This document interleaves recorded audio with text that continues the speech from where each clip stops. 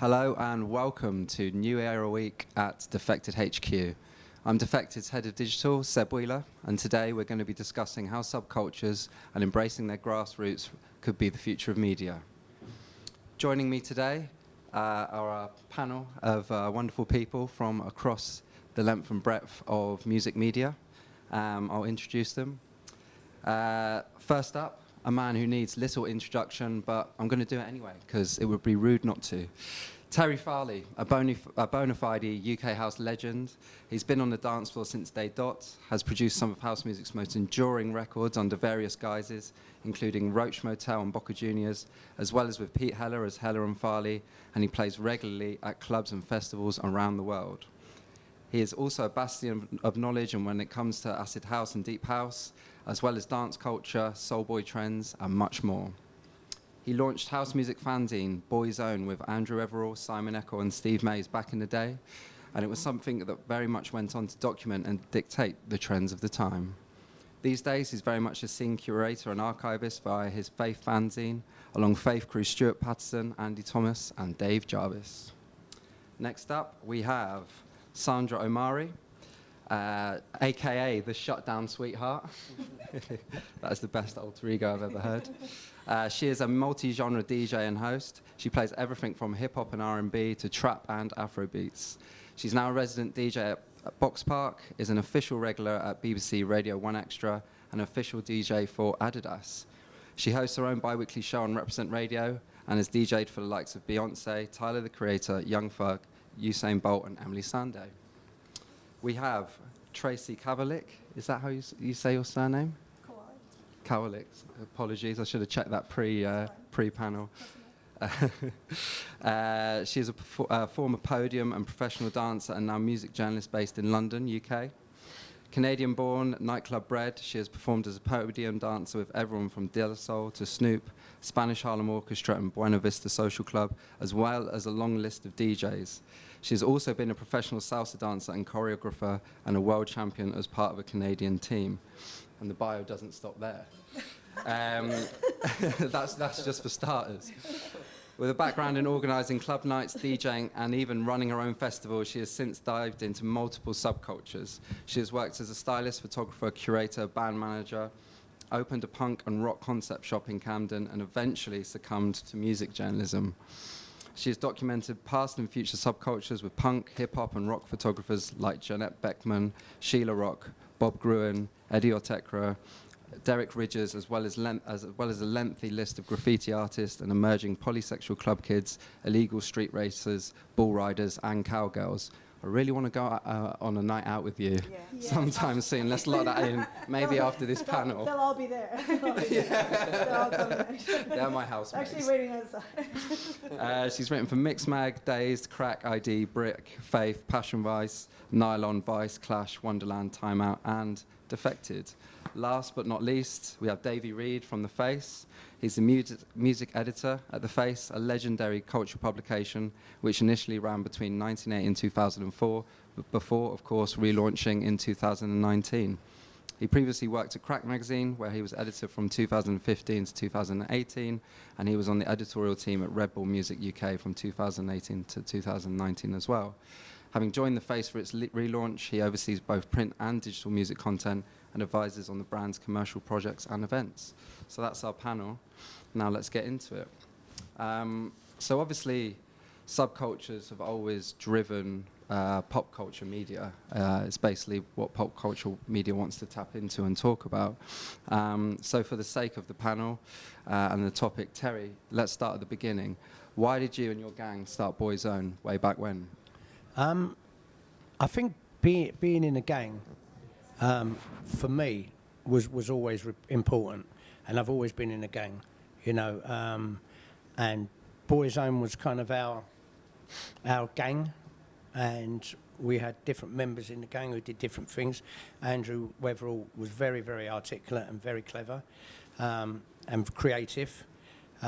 Simon was really into kind of putting on events. Maisie was Maisie, and I kind of, you know, I'm sort of a person who has 1,000 ideas.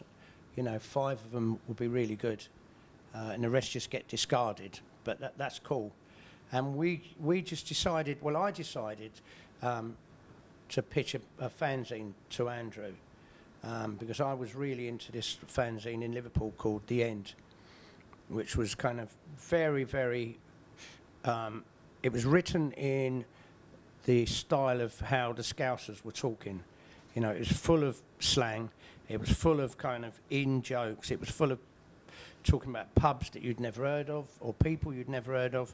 And I just got quite... It was like, this is fantastic, and I really like this. And you know, every time I looked at it, I wanted to find out more about this. They were talking about trainers that, you know, the kids going to Everton were wearing or Liverpool wearing. And I become quite kind of obsessed with it. And I said to Andrew, you know, I mean, he's always quoted as saying, look, I said to him, look, if the Scousers can do it, we can do it.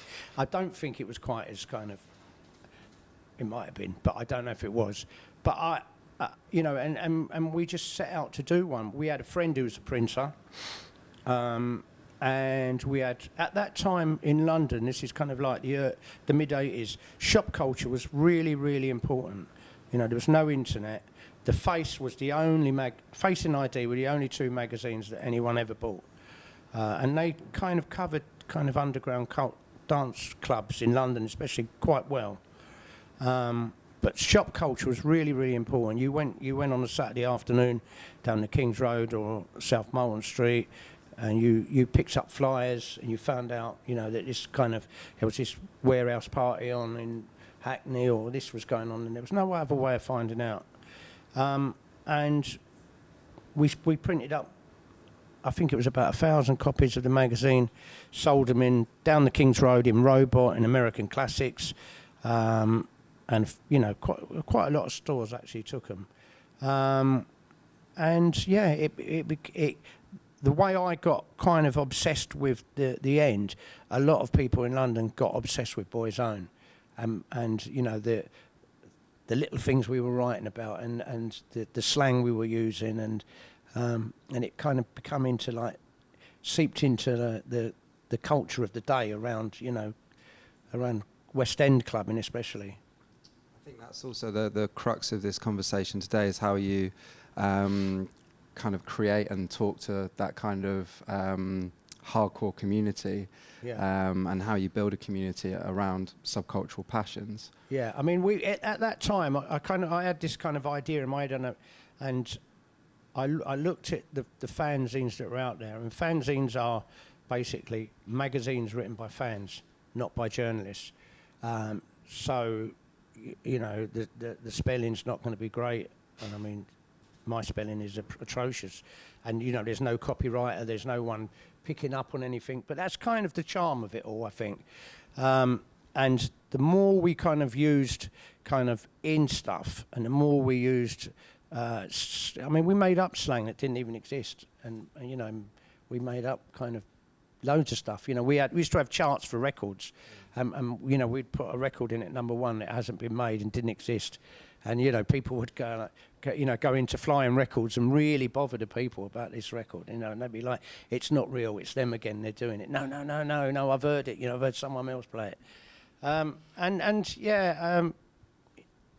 more you kind of went down that path, the more people liked it.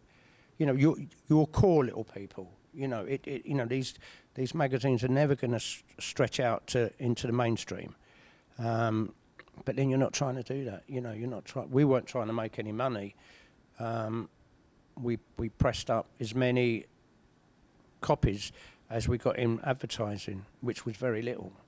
So we never pressed up more than like 1,000 copies, I don't think. We'll move a convo over to Tracy. Tracy, what draws you to documenting subcultures? I don't know. I've always had like an affinity for, I guess, bold characters or obscure scenes or somebody, you know, I guess the underground, I guess, as all of us do. And I've always found myself there naturally. And then I think I've just always I've just been fascinated by these characters that exist within there and what they're doing.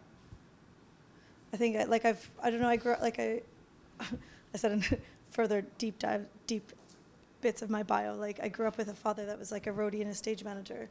So I was always around like really interesting characters as a kid, and I think from there I was just attracted my whole life. I started working in clubs when I was 14, so I was always involved in finding different subcultures and being in them myself. Yeah, I guess that kind of comes naturally if you have that inquisitive eye and you're surrounded by those things. You want to kind of document them and tell the world about them. I think so too, and I've always had like a real, like I've been like such a geek with research, so I think I've always been like really fascinated to find out, like, you know, meeting somebody like Mark Perry, for instance, who did like the punk scene, Sniffing Glue. It was interesting to find out, like, oh, where was he? How did he do it? Like, how did he used to like rig cables next door? Like, just finding all these little tiny bits about the subcultures and the history behind them as well. And I've always been really fascinated in that as well.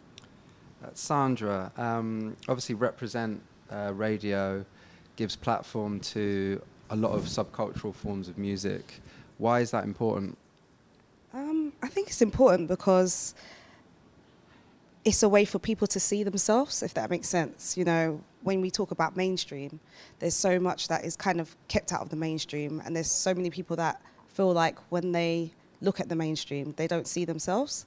And somewhere like Reprezent, it really, really, really puts the emphasis on shining the light on homegrown talent and people that are not as represented as much, people that come from a certain background, people that come from a certain place where, you know, you're not born with a silver spoon in your mouth. You're not going to talk about the things that they talk about in the mainstream, and you get to see a reflection of yourself. And I think that's why Reprezent is so important, and I think that's why Reprezent has been so popular amongst the youth and has or is going to have a good run, because it's for the people that don't see themselves in the mainstream and don't see themselves as the norm or the cookie cut.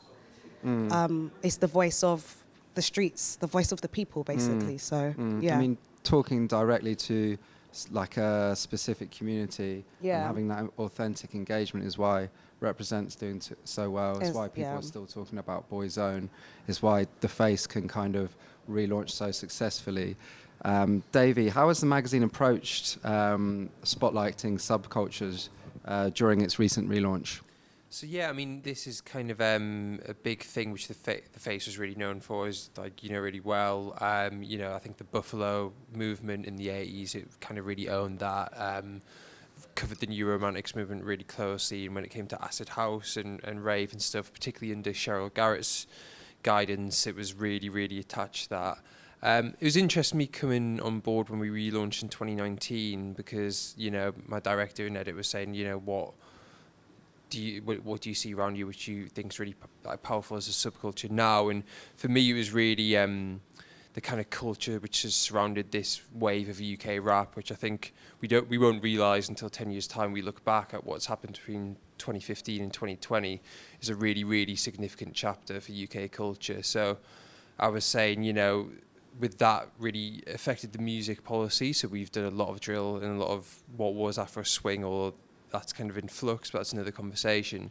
But also just to make sure that the thing is, The Face is, you know, I don't think people read it because they want to know details about the drum machine or how someone's double-tracked vocals or BPMs or anything like that. They want to know everything around the music. So, you know, I think for a subculture, for me, from a music perspective, it's when there's a genre and fans of that genre have certain things in common, like political and moral values, lifestyle choices, maybe in terms of drugs and alcohol, fashion, the way they dance, and that sort of thing. So what I was kind of seeing at gigs and on the streets and on buses and stuff like that around the UK is, you know, people listen to drill music on their phones, but also wearing certain brands, behaving and dancing in certain ways at events and all that sort of thing. So alongside commissioning articles and doing content with the musicians, we did, you know, a big feature about why certain artists wear masks, which is one of our most read articles since we relaunched. We've done, you know, bike storms culture, which is the wheelies, which I think is adjacent to this.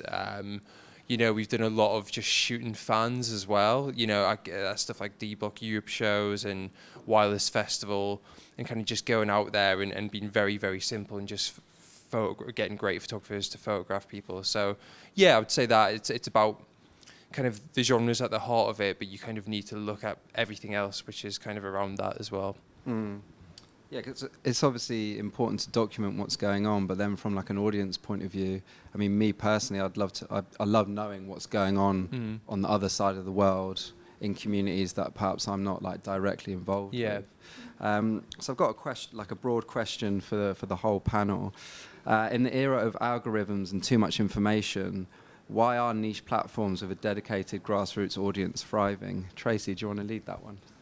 Yeah, I think it's kind of like following up on what you said last in terms of, I think one of the key points is like putting people somewhere where maybe they can't be, maybe they don't know where that subculture exists, maybe they don't know where like that secret door is or where the gig is or whatever, like, you know, where this is happening. Maybe it's on the other side of the world from them, but they now have this, they can feel as though they're a part of it, or maybe like they take a snippet of it after and they're wearing what you wrote about, you know, in the face, or they're listening to a track that you played that they never would have experienced, and now they can feel a part of that subculture too. And I think with everything being so broad, people really want to connect to something more intimate, and that also feels like them, you know, like you said, that's another thing that attracted me to subcultures, was people that felt like me, you know, and I think that's a huge part of it for sure. Yeah. Davey, do you want to pick up?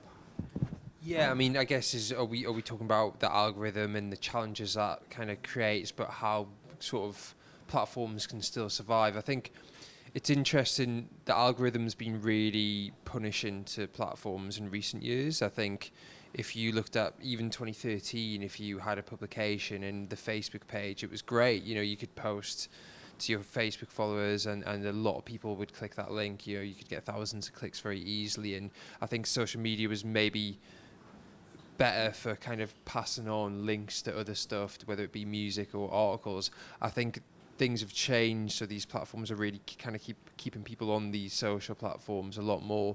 So that's been a real challenge. I think, though, it's a challenge in the sense of getting big numbers, right? But like, I think there's a lot of wisdom in kind of cultivating what I would describe as like a curiously minded audience. So like, if you walk into a bar in London and say, hands up who would buy a EP off Bandcamp, or hands up who would pay £8.50 for a print publication, or, you know, anything like that, it's a minority. But if you can kind of be the platform which nurtures that audience, then you've got a really loyal audience. Like, I kind of, it's interesting when I've spoken to people who have platforms which are subscription based, which has been a big thing since the pandemic, when lots of people saying, actually, can you sort of, we need a £5 a month to keep going. And even though you might have a smaller audience for that, those people who are willing to pay a £5 are the type of people who are willing to read a 3,000 word article about a subculture. So I think just trying to really target and engage those curiously minded people, rather than chasing the massive numbers, which is, I think, we're in the era of huge, insane TikTok reach and YouTube stats and stuff like that, and streaming figures. So yeah, I think that identify the people who really, really care and focus on them, I think. I mean, there is that concept of, or the 1,000 fan concept, where it's like, you know, if you foster 1,000 fans who come to your shows, buy your products, like, you know, engage with your stuff on socials, you're a lot more, you're set basically for a set amount of time, because you've got that 1,000 people who are genuinely want to know what you're up to. I mean, the Face doesn't even have a Facebook page, which I thought was quite brave. How has the publication dealt with not being on one of the biggest social platforms? How have you kind of fostered a community otherwise? Yeah, I mean, with Facebook, it was interesting because in 2019, by that point, it was starting to, I think people were starting to really move away from that and started to feel like it wasn't a good experience being on there. It was when people were kind of giving up on it, and it's kind of mainly for baby photos, I think, and which are lovely, but, you know, I think for a cultural publication, didn't feel like the right place to be. So yeah, you know, obviously there's disadvantages to not being on one of the biggest social media platforms there is, but I think what we've kind of succeeded with, which I think is a bit of a source of pride and especially, you know, also a selling point from commercially, is we have very, very healthy time on page. So it's like, you know, in terms of you can see how many minutes someone spent when they've clicked a link, and it's usually it can be quite shocking actually, of how many people just click a link and then they scroll through it and then they're off. But we've compared to competing publications, and everyone's come from different publications, and everyone's been like, that's really good. So that's also, even though maybe there's some potential audiences on Facebook, we're not reaching as much, we're cultivating an audience who really care. And people do share these links organically, of course, as well. So, yeah. Sandra, there's so much radio online, so much kind of info and DJ mixes. Why is Reprezent thriving despite all of that noise? I would definitely say that Reprezent is thriving. Similar to what you were saying, we do shine a light on people that have their core kind of fan base. I think the best example of that is somebody like Slow Tie. To watch Slow Tie become who he is now, and to have a #1 album, and to be one of the first radio stations and one of the first radio presenters to actually shine a light on his talent. I remember being at his first show in London, and there couldn't have been more than, I would say, 400 people there. It was crazy. He climbed onto the roof, and he shook the roof so much that everyone was covered in dust. And it was just, I always think about Slow Tie and artists like him that were, given that push by Reprezent, and now they've become part of popular culture. But if you are familiar with Slow Tie, he is very, very niche in terms of his music, in terms of his message. But he also spoke for a lot of people in terms of, his perspective in terms of being working class British, nothing's great about Britain, and that sort of perspective. I think a lot of people connected with him with that. And I think that's what's so great about Reprezent, is that we're not afraid to push artists that can be controversial, have a very niche and small audience, and help them get that push that they deserve in order to be seen by the masses. And I feel like I always use Slow Tie as an example, because he's somebody to actually watch the rise of him, and to know that our radio station and our DJs have been a part of that. It shows you what the underdog can do. And it's amazing to see. It's amazing to see. It's something to be very proud of. So. And I think that authenticity around the station really helps when fans are choosing what to listen to and who to follow, basically, because Reprezent has that it was a talent incubator, isn't it? So whoever you're listening to on there is going to be big. 6 months to 5 years down the line. It's exactly the same with a lot of the DJs and hosts as well. Like, the alumni for Reprezent is crazy. People have gone on to KISS, people have gone on to BBC One Extra, people have gone overseas. I think there's something about Reprezent that it is the voice and the face and the hub of subculture, to push it and give it the push that it deserves, and to shine a light on it for people that feel like they're alone, to see that they're not alone, if that makes sense. And I think that's why it's been such a success. And to create a meaningful media outlet, exactly, you need that. And those success stories will always pay it forward as well. Like Sherelle's always mentioning, representing all of her interviews, and she's now a global megastar. Definitely, amazing. I love Sherelle. Terry, why do you think Faith Fanzine is cutting through in the age of the algorithm? I think actually printed magazines are really important. I think trying to get yourself, there's so much noise on the internet, and it's just it's deafening. No one reads anything, no one sees anything. It's like Spotify. People click on, they listen to a record. I heard somewhere that DJs are now making records with Spotify in mind, as opposed to DJs in mind. Whereas, I think 15 years ago, people were complaining that DJs, producers were all making records for DJs to mix, and they weren't making great intros, they weren't making dramatic kind of stuff like used to back in the late 80s, early 90s. It was all about the intro. There was these big kind of dramatic intros that kind of then went into the track, and then suddenly it was like, no, it's about the DJ being able to mix your records, and he's not going to play it. Well, now I've heard this from several sources that people have now changed to like making records that will grab the listener's attention on Spotify, because they only click on for like 20 seconds. And if they don't like it, they've gone somewhere else.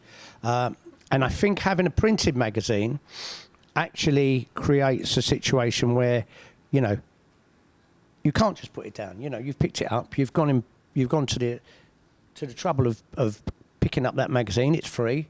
It might cost you the postage, it might cost you the train fare to come into the West End to pick it up.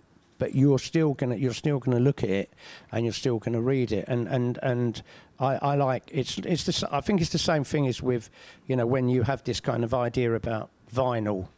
You know, it isn't about a vinyl record sounds necessarily better. It feels better, and you have a connection with it because you can hold it.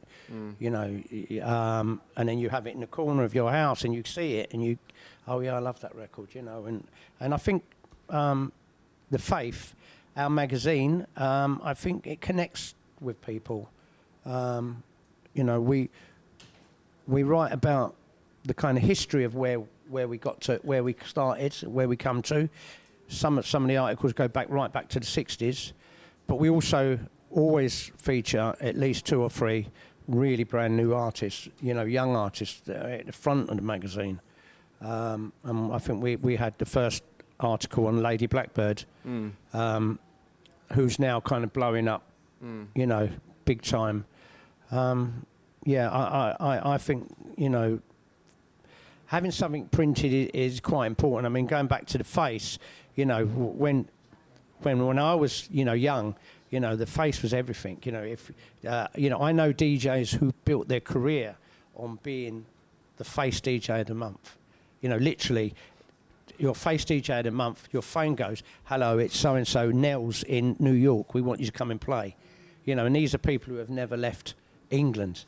And so the Face was so important, you know, I think it's really important they're back, you know, and it's a great magazine. And, you know, the subcultures that we all talk about here, you know, they're all different from each other, but they're not in the fact that they are, you know, the people who are into the music that you play, the music that you write about, and the music that we write about, they're different people and they come from different places. But, you know, kind of inside, you know, what they want is something to call their own, and it's something that they feel really passionate about. And they also like the idea, I think, that it still seems a secret, you know. That, you know, the people on Radio 1, they don't know about it. And I think they like that. They like the fact that, you know, Capitol are not playing these records. And, you know, and it's kind of, it feels that it's special to them. I think that's refreshing as well, in like an era where everyone tries to be into everything. You know, I saw you slagging off ABBA on the internet the other day, and I was like, you know what, Terry? Good on you. I'm not. I wasn't straight. Good on you. You're going against the grain. Yeah, no. Which is what I expect from you. Yeah, no. I was slagging off ABBA because when I was a kid, right? When I was a kid, you know, if you went to a disco in the high street, you know, they played shocking music, and then every town had one DJ who would buy American imports. You know, and you know, there would be one little tiny little club, and it would always be on a Monday or a Tuesday. Because at the weekends, it was, you know, clubs was only about what the drinks they sold, you know, and a lot of clubs, they had either a colour bar or a quota for people of colour. So, you know, so Monday or Tuesday or Wednesday, if you were lucky, was the kind of, you know, the soul or funk night. And you would go along there and there would be the same people, only the same group of people on the same, going around the same clubs, and you felt part of a, you know, it's a family. You really did. And I mean, on that, you know, the scene that I kind of grew up on, you know, Cole Cox come out of that scene, Pete Tong come out of that scene, Jazzy B come out of that scene, Norman J, Paul Anderson, you know, a really lot of creativity come out of that scene, and it started so small, and people who, you know, they just wanted something of their own, and they were sort of so passionate about, you know, this music and going out. it's amazing. And how ABBA, and my point is, I got really sidetracked. ABBA was the total kind of antipathy of that. You know, it's like, and suddenly to hear people, you know, I'm playing in a club and someone's going to play an ABBA record, fuck off. You know, it's like, even if they've stuck a kick under it, I don't, you know, what's that about? I want that on a T-shirt. If a DJ is going to play ABBA, fuck off. Yeah, no, please, you know, and I know, and here we go, and people go, yeah, but have you seen the video? The crowd, the kids love it. Yeah, of course they do. Of course they do. But that's not the point. Yeah. You know, it's not the point. You're as a DJ, you're not here to feed the drop, so to speak. Do you know what I mean? You're here to kind of play records that you like. If you're not playing records that you like, then there's no point, and you're there to kind of give them new records and classic records that they will like, and maybe, you know, they might kind of go, oh, what's that? I'll Shazam it and I'll go and buy it or whatever. But, you know, we're not here just to kind of make it easy.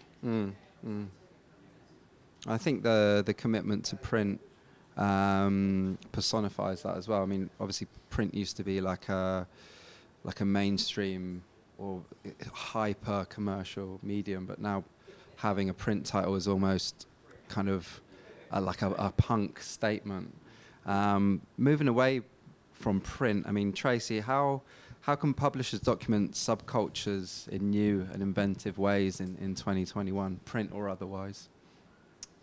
I think maybe it's like going back to what I said before about trying to put people as close to a subculture as they can without, if they can't reach it or whatever, and how to communicate that to them or how to articulate to them how it feels, what it's like, you know, for you to be in it. And I think, I mean, obviously, you know, I think I like writing, you know, 3,000 word articles. I like writing these deep dives into these things, but I think people also are really want to see the visuals. I think like video and the way that you can incorporate that is really important moving forward. And I think, you know, to be able to mix the two, there is going to be people for sure, target audience that's going to pick up faith or that's going to, you know, spend time to read these things. But I think people it's more about appealing to everyone's senses now, whether that's, you know, how hearing, you know, new things, experiencing these things that, you know, that they can experience, and definitely seeing them 100%, like through photos, through visuals, and so that you can, you know, you can feel how that feels to be in those cultures, because that's certainly what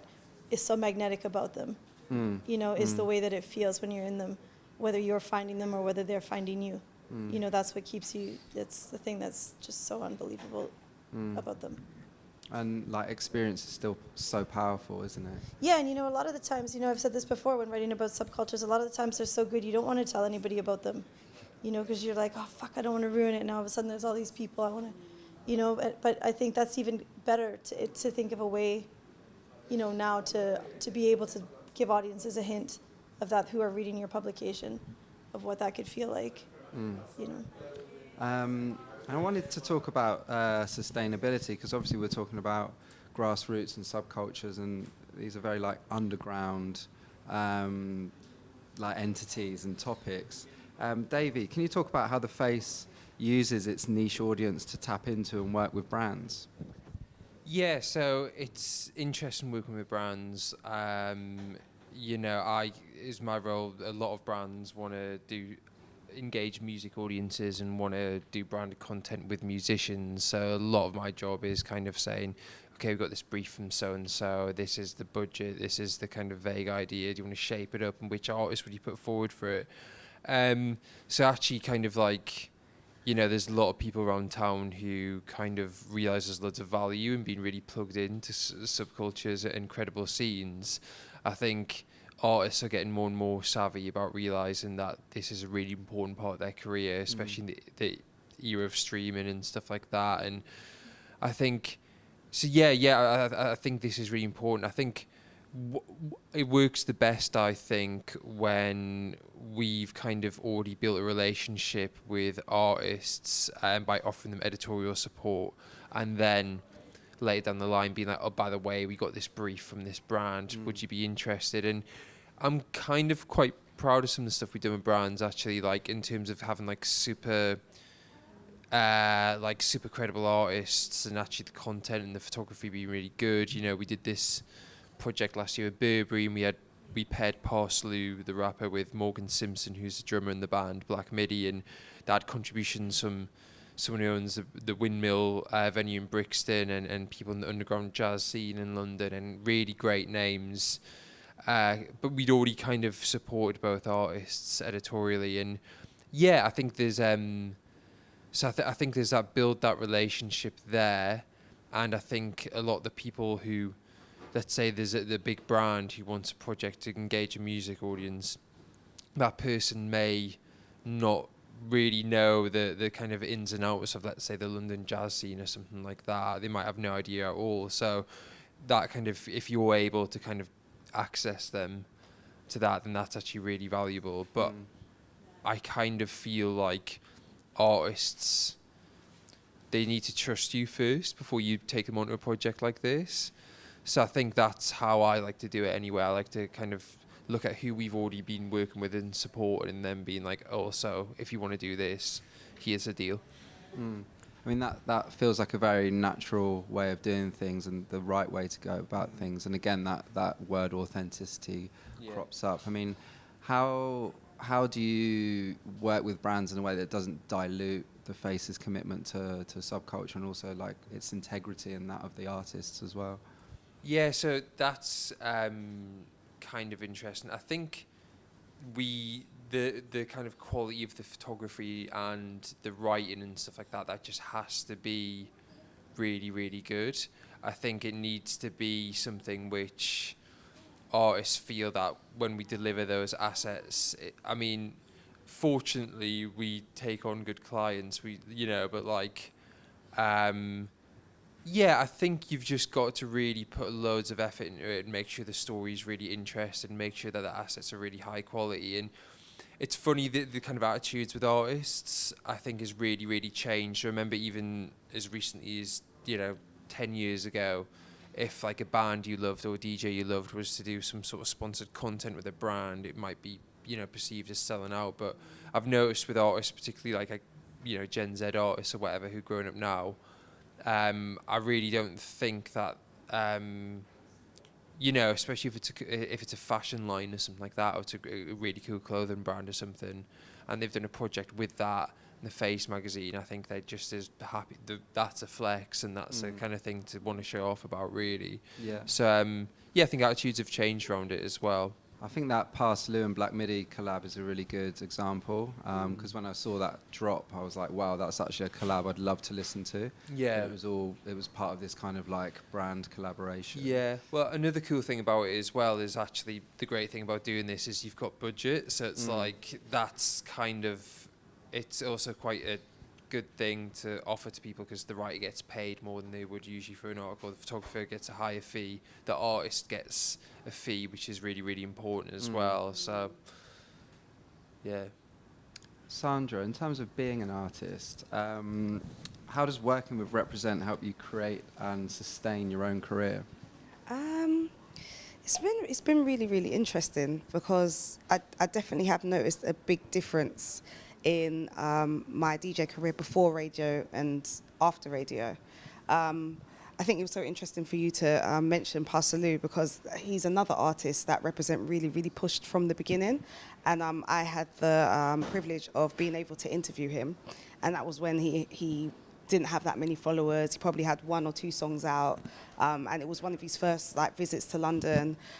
So yeah, I've seen a big difference, because I've made relationships and made contacts through Reprezent, which have actually really helped my career, and also it's given me a more broader sense of the scene, if that makes sense, because you're constantly surrounded by music and immersed in music. And I think when I was DJing before, it was different, because I just listened to the music that I liked. I just played the music that I liked, and I was kind of in a bubble with what I liked, if that makes sense.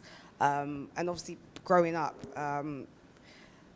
as a British-born African, we had our little scene and our little bubble, and I was noticed by Reprezent. I was put on Reprezent, and it just opened my eyes to a whole new world and lots of different genres and you know, dance music and house music. Like the show that I have now, I play all different genres, whereas before I was a little bit more closed-minded and just happy with what I liked, if that makes sense. But now I can see that I've totally immersed myself in lots of different cultures, lots of different music, and it's helped me do lots of different things, you know, like for instance, I never would have seen myself DJing for somebody like Emily Sandé, but that was so far removed from how I grew up and the sort of music that I listened to, and then being able to DJ for her was like, wow, this is a whole new world. And I think that's what's so great about radio, especially underground radio or community radio. It really takes you out of your bubble. It really takes you to a different, you tap into a different part of yourself. You listen and hear things that you wouldn't usually have listened to with the circle that you grew up in. And it broadens your horizons, and it's something that I would say that a lot of DJs, especially in this era, need to make sure that they do. Because I think it was so interesting that you were saying that with the DJ's job is to help you discover new music. It's for you to, you know, be able to Shazam, or, you know, my older cousins used to say they used to take notepads to the club and write down lyrics and then go to Terry. Yeah. Oh, really? And go to the record shop with the lyrics written down, and that's how they would get their records. But I think what's kind of sad now is that in the club, people don't really want to hear music that they don't know. If you play music now in the club, a song now in the club, and people don't know it, they'll just go to the toilet or they'll just go to the bar. And it makes me sad that I'm not sad. I'm very happy with my career, very appreciative. But I feel that that's an element that I'm missing, really. That talking to people of the older generation, being able to be brave enough to just put on new songs, or brave enough to Reprezent allows me that space to put on songs and listen to songs that I wouldn't usually listen to, and be brave enough to get on the mic and say, this is a new song from this person. But in the club, I think with our generation, that's something that's really missing. You have to play songs that people know. You don't get the chance to experiment as much and delve in as much as I would like anyway. And Reprezent has opened my eyes to that, if that makes sense. So yeah, something I would like to try and do. I mean, you're talking about like the notepads. I mean, I remember kind of in like around '89 when the kind of trying to get a new record was really important. You know, people used to get like acetates made, and you get sent a test pressing, or you'd get a record that come from Italy, and there was only a few in the country. You know, a lot of DJs just used to cover their records up. Oh, you know, okay. so people couldn't write a note, and they couldn't find out what they were. You know, one famously DJ used to have a thing, and it used to have "fuck off Nosy Parker" on it. So people used to go look over, and I'm not going to say who he is because he's very much loved. But I think it depends on where you're DJing. I mean, I get booked to DJ, and I think people come along and they want to hear, you know, kind of house music. So I can play new records, but then because I'm of a certain age and a certain era, I do get people going, "Oh, you're going to play this old record? You're going to play it?" And then you kind of go, "Well, you know, I will do, but let's hear some new records first," you know. So that's kind of my major problem, is being expected to be playing records from, you know. I think another thing I was going to say is, like, when you're talking about what you've done, it's like for you at Reprezent, like you are almost like a subculture in yourself, like as like the shutdown queen, you know, or whatever. So it's like if you're going to play with a commercially successful artist like Emily Sandé, people are coming there to experience almost you as a subculture opening for her. And like that's, you know, there's a lot in that, because as big as these artists get, I mean, of course, I'm sure you know better than anybody, like it's so difficult to then still have underground clout, or to still have those alternative authenticity, you know, and like, which is why, you know, all these artists might have an alias so that they can still play the cool clubs that they might not be accepted in anymore because they've got so big. or they can still appeal to those small audiences that have fucked off because the mainstream are now listening. And you see somebody like you say Slow Tie or DEE or somebody who's got this humongous underground clout, for years and years, and that's definitely not easy at all to achieve. Yeah. It's interesting that you say, Sandra is a subculture in herself, or the shutdown sweetheart, should I say? Because I think over the next at least 5 years, maybe 10 years, the major competition for established titles will be individuals. And the way that social media is going, you follow your favorite DJ or artist to get updates from them. You don't necessarily have to follow like a Face or I don't know, Guardian Music or whatever. No shade to the Face. Everyone should follow the Face, right? And that cult of the individual has been, running alongside social media over the last, half decade as well. So, I mean, with that in mind, looking to the future of media and media that's involved with subcultures, how can platforms continue to reinvent themselves and stay connected to subcultures and grassroots audiences? And as I've already sent for you, Davey, I think you should take this one first. Well, it's a really good question. I think of course, you just mentioned back in the day when the Face is DJ of the month, and then that would be a complete game changer. And relaunching the Face in 2019, especially since, I know this is a boring detail, but Instagram is the kind of shop window for publications, and we joined in 2019. So our competitors joined at a time when it was really easy to grow your Instagram, so we're always going to be behind. So how do I was concerned is the Face going to have any kind of cultural heft if we've got a fraction of the followers that the artist does? I think the good news about that is, which has been totally reassuring, is artists and even super young artists who are 20 and fans still really give a shit about being featured by a magazine. So I mean, a magazine cover, right? If you put it up, even if only 100, 1 in 100 people see it physically, and 99 see it on Instagram, that kind of power and that kind of cosign from an established media brand is still a goal for really young artists. It still affects how audience perceive that, especially covers, I think, are still really powerful. I mean, I'm sure you experienced that with Mixmag. I'm sure it still is a total game changer. And because I was concerned, I was I grew up reading NME every Wednesday, so I grew up with magazine culture. My dad was into magazines. I was thinking, is someone who's grown up with just TikTok and Instagram more so than physical going to care? But the truth is that they really do. But yeah, I think that thing you were saying in terms of reach, in terms of if you're an artist and you were trying to get your Spotify streams up and your and stuff like that, it wouldn't surprise me if your manager was saying, well, maybe building your own platform is a kind of priority over, doing loads of press rather than getting 10 press interviews. Let's just really try and hit a target for your Instagram numbers. I think the thing is from a magazine's point of view, is it kind of works for us as well, because certain artists are really good at that. And if you give them something their fans really like, then that travels really far. So for example, our first issue, we had Tyler the Creator, Rosalia, Harry Styles and Dua Lipa on the cover, and Dua Lipa and Harry Styles went on set at first, and Dua Lipa is obviously one of the biggest pop stars on the planet. But then this was just before Future Nostalgia. So that initially, we checked in after a few hours ago and didn't sell that well initially. Harry's was website on the verge of crashing whenever we posted anything about him. Completely insane. FK Twigs, we did her, and she's really cultivated a really engaged audience quite recently, actually, because when she started out, she was very enigmatic. She didn't give much of away.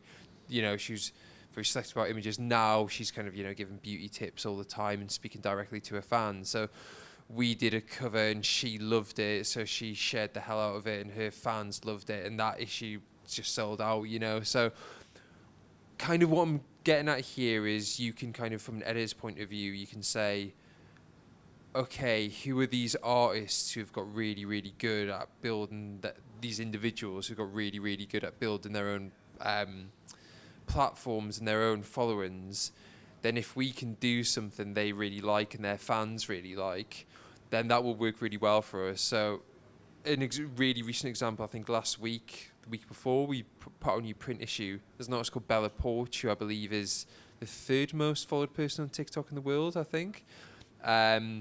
And she is, moving into music, and, I was thinking, why is she going to care about The Face magazine? And she's got tens of millions, if not more, people sort of watching her content every day. But we did this amazing photo shoot. We did a 3,000 word deep dive into her story and her experience, and she absolutely loved it, and she's really honoured to have someone spend the time she's used to 60-second clips, to sit down for hours and talk to them and have this photo shoot. And obviously that went online and it's done huge traffic for us. So yeah, I guess, sorry, I know it's a long-winded answer, but I think it's about being savvy of, if these artists are building their own little pockets, how do you infiltrate that? I think the complicated part of all this is, you grew up with magazines. I kind of grew up on the tail end, I think, of when you read a profile, you kind of were expecting if the writer to maybe sort of have a couple of digs at the artist or the interviewee or the review section. They wouldn't be scared to give something a 3 out of 10 if they thought it was crap and stuff like that.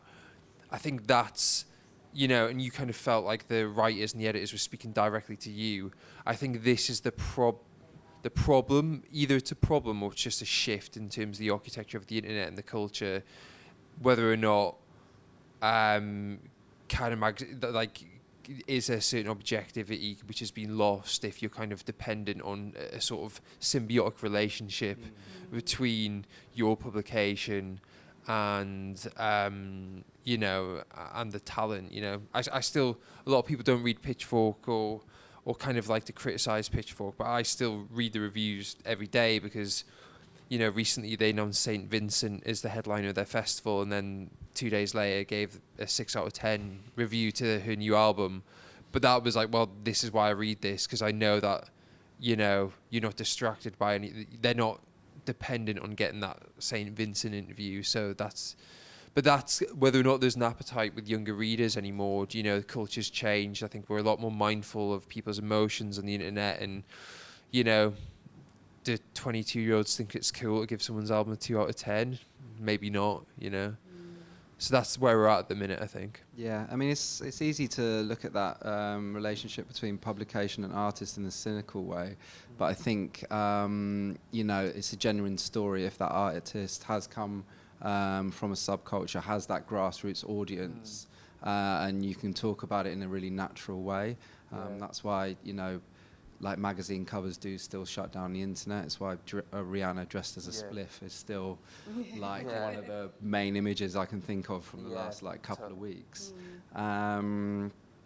Sandra, how do you think radio should continue to kind of reinvent itself over the next 5 years to stay relevant? I think there's something about radio that's always going to be relevant, and I think it's similar to print. I still think print is very, very relevant. And I think the reason why, my opinion, why print is still so relevant and important to artists, because print in some ways is quite aspirational. To, come from somewhere and then see yourself on a billboard or see yourself in a magazine and be able to tell your story, I think that has quite a draw, and that I don't think is something that's going to go away, even with the rise of the internet and internet kind of taking over. I feel there's something within an artist that's always going to want to be involved in print in that way. But yeah, with radio, I think radio is always going to be relevant, but I think it's going to be the underground stations and the community radio like Reprezent are going to be of relevancy, because like you said, when you listen to the big commercial stations, if you sit there for an hour, they'll play the same songs over and over and over again. And if you just want background music or you're just driving a white van, that's fine, right? But if you want to actually know what's going on and actually want to, you know, hear what the real is, as we'll say, you're going to listen to Represent, you're going to listen to Rinse, you're going to listen to those sort of stations. So I think it's always going to be relevant. And just to see what Represent has done in terms of, like, you know, the artists that we've mentioned, like Pastor and Slow Tie and Odile, even, you know, people like Central C, who are big now, that they all came through Represent. Yeah.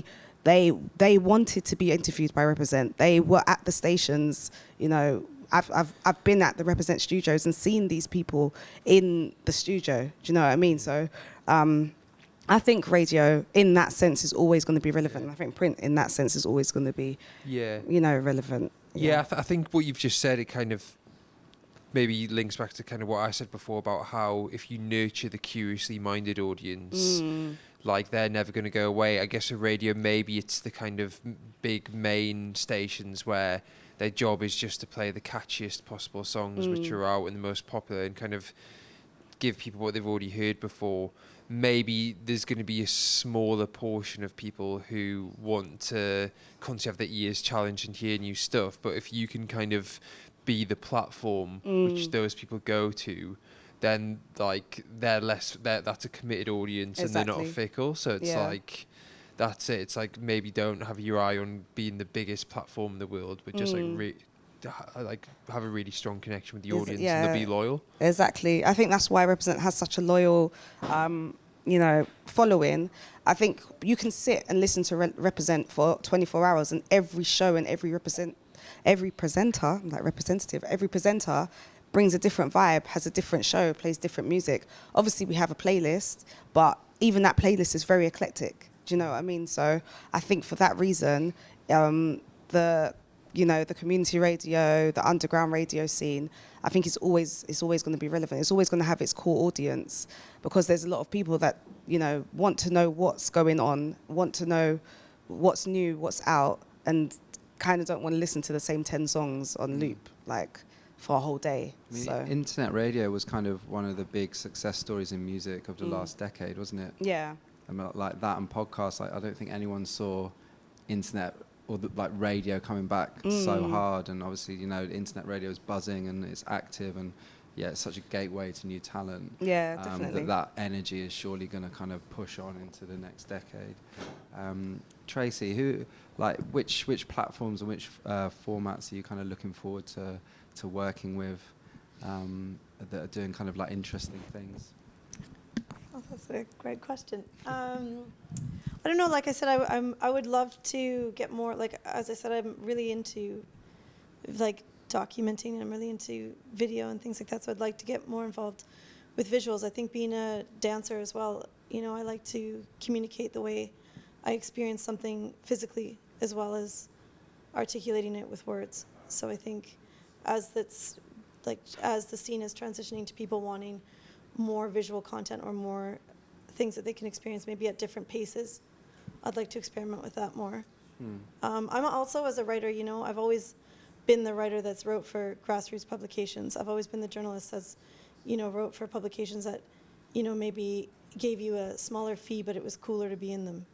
You know, I've never really been, I said to Terry earlier, I've always been shit at making money as a journalist, because I've always just wanted to tell people stories. I've always wanted to be in the culture. I've always wanted to take a gamble and go to a gig that I didn't hear that artist before. I've been, you know, or go out to 3 different gigs that night, or, you know, follow some cool looking people and see what they're up to. You know, I've always been that person that just loved the culture without sounding too cliche. And so I've always wanted to write for publications that would show that as much as possible, rather than having these humongous bylines and maybe not that many people read them, but, you know, and I get paid a huge fee. I would sooner do something where I really connect with the artist and I really tell a story and I really am in that subculture telling other people about it. And that's the whole point of being into subcultures anyway, isn't it? It's like Terry mentioned, it's not for anyone. It's not for everyone. Yeah. Terry, like, you know, what's Faith got to do to still be around in 5-10 years? I think we've got to, you know, make sure our audience really appreciates what we do. You know, it's very difficult, kind of. You know, our audience is totally different from these guys. You know, ours is kind of older. You know, older in age, and also the younger ones who like. And there's a lot of people, young people who like Faith, but they've got a whole older head and an older look on, you know, on perspective of the scenes. So we've got to stay relevant for them, and we've got to, you know, we've got to make sure we keep digging into for stories, and you know, digging deeper. Otherwise, we're just, you know, you can't just write about the Paradise Garage, and you know, Ron Hardy and time again. You know, it's, you know, these stories have been told. We've got to, you know, you've got to sort of dig deeper. We've got a thing at the moment where Andy, myself, and Simon from Defected, we're you know, each edition we're going to look at a different city and the history of club culture in that city. We started with Manchester. We did New York in the late 60s, and what we had to do was we had to find someone in that city to be our partner. So we got it right, and we had an authentic voice from Manchester, an authentic voice from New York. We're currently talking to people about San Francisco and the kind of rise of, you know, the gay rights in San Francisco, and Harvey Milk, who was assassinated. And we've got a partner now who's very, very authentic, a guy called Sunshine Jones, who's talking us through it. It's very important for us to get this right, you know, because the last thing I want, or any of us want, is for it to come out in print and someone to sit in San Francisco and go, no, that's all wrong. You know, you've got it wrong. You've got it wrong. So we're delving into that, and then, you know, we'll work our way around the world, and you know, it'd be nice if we can go to some different cities. That San Francisco and New York, I know, and Manchester is probably obvious choices, but this is where we're starting. You know, and hopefully, in a year or two, you know, we might end up in, you know, Moscow or somewhere like that, or you know, or maybe somewhere in Africa, you know, where the kind of house scene is, you know, really big, you know, and we can get into that. We can get into Cape Town, you know, as long as we can find an authentic partner to help us, to guide us through that. Then that's where we're going to head. I was going to say, sorry to interrupt you. I was going to say quickly about Faith, like, one of the things that you've done that's been so incredible is, so far at least, is like, you know, appealing to both sides of people that want to experience those subcultures. So as much as you have the older readers, you know, they're coming to the magazine because they want to read those little new pieces of articles about new subcultures they've never heard of. But equally for me, you know, writing about somebody like Grace Sands doing DIY sound systems, like, I wasn't even fucking born, but to sit with her and hear how that happened and what, you know, that was so fascinating for me. So it's like the new generation, or even Gen Z generation that might be picking up the magazine, is interested to get that history, the same as the older generation is interested to find out what new history is being made. I think keep that going. I think it's really important to know, you know, it's like, you know, Chuck D, you know, if you dig, you got to dig Blue Note to dig Def Jam, you know, he said that. It's important, you know, it's important in hip-hop to know the roots of, and house as well. It's very important to know where this music comes from, because, you know, dance music can be very, very disposable. It can be very frivolous, and to a lot of people, I know it's just a good night out. You know, we take it very seriously. You know, you take it seriously, like you were saying about if you play a new record, they go to the bar. Yeah. You know, and that, you know, and clearing the dance floor, you know, can you know, it can be quite, you know, it can be quite heartbreaking at times, because you want it to be perfect. You want this experience that you have to be perfect, and when it's not perfect, you can take it very personally. You know, the drive home down the M1 can be very kind of long, and you can question everything about yourself.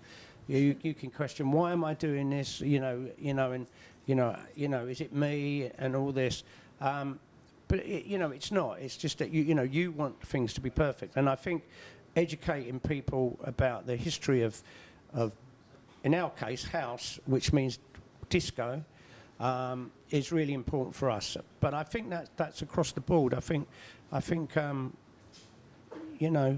what all you guys do, if people know the backstory, it's even better. If you watch The Sopranos, if you know where these guys eventually come from, in the thing, it makes the story much better. So I think that's where we're going to keep on trying to tell the story. Yeah, I mean, stories never go out of fashion either, and that's the whole point. Good stories never go out of fashion. There you go. Get that on the T-shirt as well. Yeah. And I know you didn't want to say the word old, but that shouldn't be like a dirty word, should it? Because if you don't tell the history of these subcultures, they don't keep going. No, I mean, as I say, it can be, for going back to thing, for 90% of the people who go to a festival, it's a good day out with their mates, and they're having a great time, and they're having a perfect time, and then, next year, for someone to say, "Are you coming?" They go, "Oh, I feel a bit too old now. I'm doing something else." But for the 10% of the people who go there, they're in it for the long haul. They're in it forever. They will look out for new music. They will search new radio shows. They will buy magazines. They will carry on buying records. They will go to concerts, and I think that 10% is is our audience, and probably the Faces audience, and your audience, and Tracy's audience. Yeah. And then again, that's how you keep a subculture alive, is you believe in it, and you don't stop. You don't stop plugging away. You don't stop buying the records, playing records. Yeah, creating stories, telling stories, setting up new platforms and formats. You keep pushing. So that feels like a nice place to end our conversation. A final question, if we go from left to right. What advice would you give to people starting their own subculture and grassroots platforms? Terry, take it away. Well, you know what? I mean, I'm the wrong person to ask it, because people used to... Why have we got you on the panel then? Right, because Who but Terry? Because when it comes to the modern technology and the modern and social media, Simon Dawson is the man who we lean on. People used to ask me, back in the day, how do I, I'm a DJ, what do I do? And I used to say the same thing, right? As long as you've got 20 mates who will come, go and hire a small club, hire a small bar, right? Get a really good vibe in that party, get a crew, get it great. You will then attract another 20 people within the kind of a couple of months. If you're good enough, and if what you're doing is good enough, you will have promoters ringing you from the ministry or from Fabric. Come down with, we want you down. I don't know if that's still a thing, if that still stands up. I don't know. I would like to think it does. It does, yeah. Yeah. It does. Yeah. Well, there you go. So I do know, it's just that I didn't know I know. Instead of 1,000 fans, it's 20 mates. Yeah. Which is, a bit more. I think it just more goes back to it goes back to that thing of being in a gang, Yeah. I think gangs are good. And I think, and I think also good gangs, other people want to be in that gang, and being in that gang might just mean that you go to the concert or you buy the records, but you still buy into that. Yeah, that culture. Sandra, what advice would you give? I think, to be honest, doing things from a place of authenticity is where it all begins. I think if you're doing things authentically and you have a real love for music, and you're not just doing it for the followers or doing it for the clout, as we say now, I think there always will be some success, and there will be people that will connect with you because it's authentic. I think as well, like, you have to do your 10,000 hours as well, I think that's very important, and that's something that, like, I pride myself in terms of my DJ career. Like, I did practice, like, to the point of, exhaustion and claps before I even got my first gigs. And, it's the same. I built my DJ career like that. It was like with my friends, you know what I mean? Like, now all my friends are DJs, you know what I mean? We all hang out together. We've got our own sort of community. We have our own, radio shows, but it all came from a place of authenticity. It came from a place of a love for music. It came from also, you know, like what Faith does, being able to research into, you know, like let's say you're a hip hop DJ, it's not good enough to just turn up and know all the latest Travis Scott songs or all the songs that came out in the last 2 years. Like, what about songs that came out in 2016? What about songs that came out in 1987? What about songs that came out in 1991? You know, like I was raised that way. I've got a dad who, I'd call him a selector. He's not really a DJ, but my dad's attic is like the place to be, you know, records and CDs and tapes beyond the eyes can see. And I was raised that way. I was raised on, you know, Wu-Tang. You know, one of the first ever concerts I went to was a Wu-Tang concert, and that's given me an authentic love for music and being able to build a career off having the knowledge, of doing my 10,000 hours and off being authentic. So that's the advice I'd give. If you're going to start as you mean to go on, do something you really want to do, not just doing it to be seen or to be popular. And in this day and age, that's something that's very hard to do. A lot of people just want to be famous. You know, we live in the Kardashian era now. It's like, you can be famous just to be famous. You can be popular just to be popular. Having a USB with all the latest songs, it could work for you, but is it sustainable? Is it, you know, longevity? If that's what you want, it's not really going to work, is it? So there you go. Tracy, what are you saying? I think it's kind of like to follow up on what both of you said. I think that's completely, it is just being 100% true to whatever craft it is that you're going to push, whether that's music, whether that's, you know, as a B-girl or a B-boy, or whether that's, you know, somebody who's a voguer or whatever. It's really cultivating your craft and nurturing that craft and making sure that you're making that as good as it can be and that you're doing it, you know, with all of your heart, because the rest will follow, the rest will come.